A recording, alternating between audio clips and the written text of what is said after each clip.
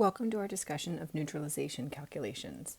In this video, we'll describe the equation used for titrations and use the titration equation to determine the concentration of an unknown acid or base.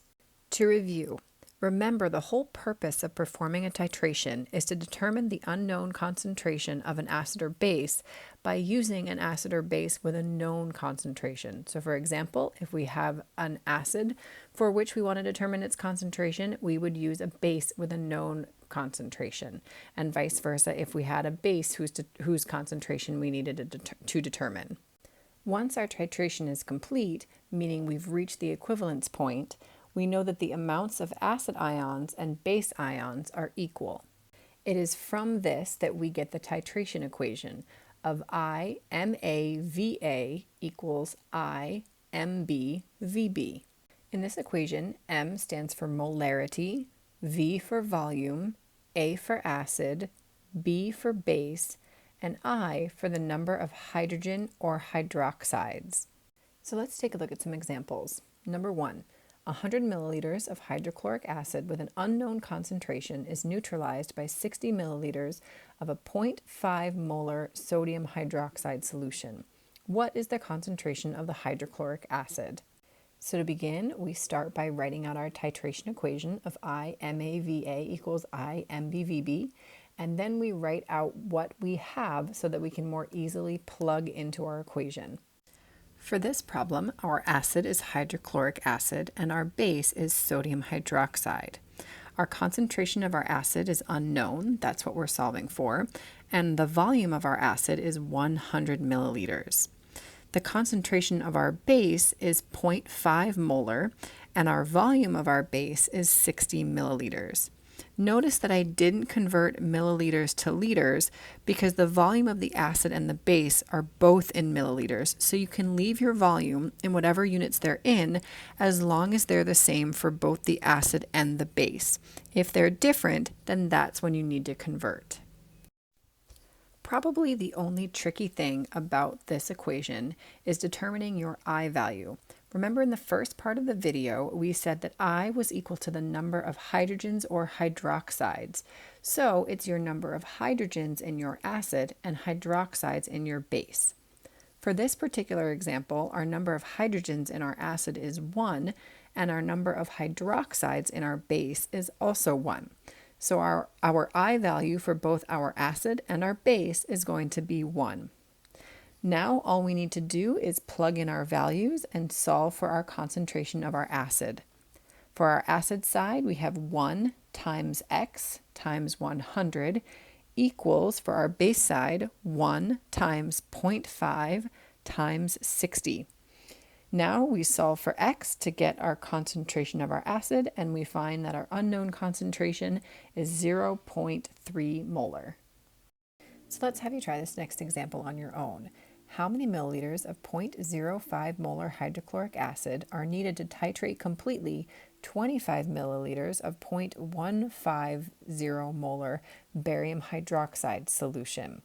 Just a tip, pay very close attention to your I values for this equation.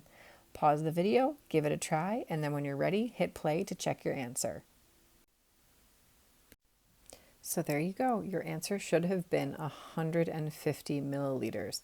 If it wasn't, double check to make sure that your I value for your base, your barium hydroxide, is 2. You have 2 OHs in barium hydroxide, so your I value needs to be 2. For HCl, your I value remains 1 because you just have 1 hydrogen. So let's try a little trickier example. An 8-gram sample of an unknown base is titrated with 2 molar hydrochloric acid. Adding 100 milliliters of the acid neutralizes the base. What is the molar mass of the base? Well, since it's a titration and a neutralization, the best place to start is our titration equation. So let's plug in what we have to our titration equation and go from there. So once we plug everything in, we can clearly see that our titration equation isn't that helpful. But there's actually another way that we can write our titration equation that might help us out. So ignoring I for just a moment, if we rewrite our titration equation, but write out our molarity as moles over liters, then we get moles over liters times liters on both sides, which allows our liters to cancel, so we're left with moles of A equals moles of B, which makes sense because this is a titration equation that we use at equivalence point when our moles of acid equal our moles of base. So if you have all of the needed parts, use this equation, IMA equals VA equals IMB VB. However, if you're missing parts, as we saw in this example, then using this equation, which is the same thing, just rewritten, is probably more helpful. So let's apply this equation to example number 3.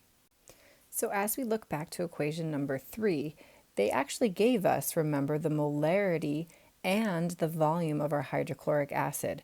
So we have this part of our equation. It's just this side that we're missing.